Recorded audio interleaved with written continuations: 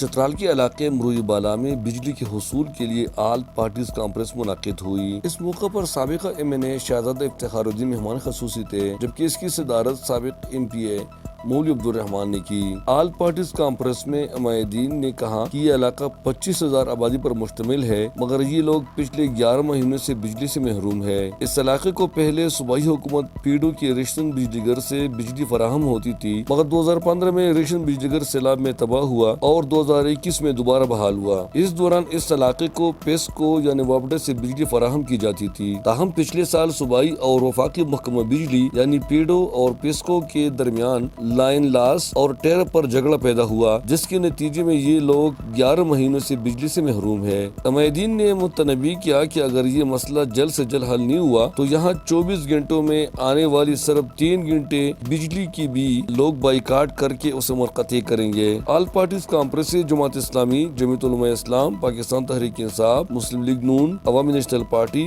Pakistan people party اور دیگر سیاسی اور مذہبی پارٹیوں کے رہنماؤں نے اظہار خیال کیا۔ ہمارے نمائندے سے باتیں کرتے ہوئے بڑوں کے ساتھ ساتھ بچوں اور طلبہ نے بھی بجلی نہ ہونے کی وجہ سے درپیش مشکلات پر مایوسی اور افسوس کا اظہار کیا۔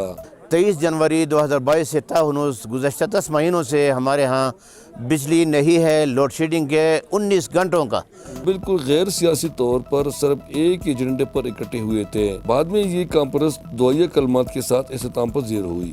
گولین میں 107 میگا واٹ بجلی گھر تو بن چکا ہے، مگر مروئی بالا سمیت آس پاس کے دیہات میں 25,000 لوگ اب بھی بجلی سے محروم ہیں۔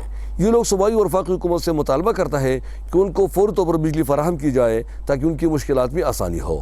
افزادہ غلام فاروقی، چترال۔